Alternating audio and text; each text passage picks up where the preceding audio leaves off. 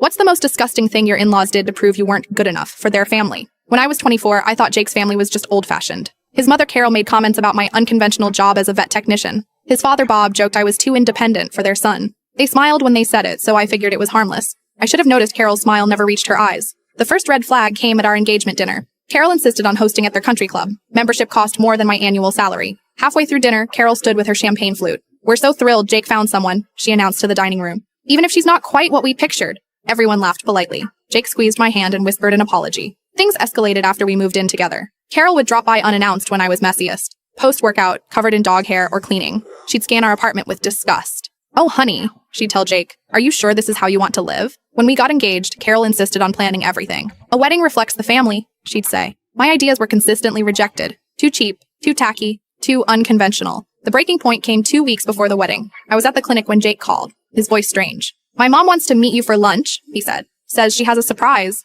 Carol had chosen an upscale bistro where she was clearly a regular. She ordered wine at noon and critiqued the menu. "I have a proposition," she said, sliding an envelope across the table. Inside was a check for $50,000. "What's this for?" "For you to disappear," she said calmly. Jake deserves someone from his own background, someone who understands our standards. "You're offering me money to leave your son?" "I'm offering you more money than you'll see in 5 years at that animal clinic," she replied. "Take it. Find some blue-collar boy who appreciates your limitations." My hands shook as I picked up the check. For a moment, I considered it. $50,000 would pay off my student loans and give me a fresh start somewhere else. Then I remembered Jake's face when he'd proposed. How he'd told me I made him feel like himself for the first time in his life. I tore the check in half. "I'm not going anywhere," I said. Carol's mask finally slipped. "You gold-digging little bitch," she hissed. "You think Jake will choose you over his family? Over his inheritance?" "Let's find out," I replied, pulling out my phone. I'd been recording the entire conversation. That evening, I played the recording for Jake. His face went through about 17 different emotions before settling on fury. "She did what?" he said. "Your mother tried to buy me off," I said. "For 50 grand. Jake was quiet for a long time. Then he picked up his phone and dialed. "Mom?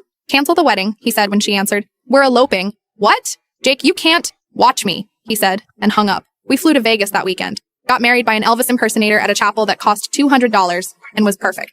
Jake's sister Sarah came as our witness. She'd been waiting years for someone to stand up to their mother. When we got back, Carol had changed all the locks on Jake's trust fund and removed him from the family business. Bob threatened to disown him entirely. "Choose," Carol told him. "Her or us." Jake chose me without hesitation. 3 years later, we're living in a small house with a big yard for our 2 rescue dogs. Jake started his own consulting firm and discovered he's brilliant when not micromanaged by his father. I'm finishing my degree to become a veterinarian. Carol still sends holiday cards addressed only to Jake. The return address is always a law firm. Apparently, she's hoping we'll divorce so she can get her son back. Last month, she called Jake directly. "I hope you're happy," she said. "You gave up everything for that girl." "No, Mom," Jake replied. "I finally found everything." Then he hung up and kissed me while I was covered in dog hair. Some people aren't worth proving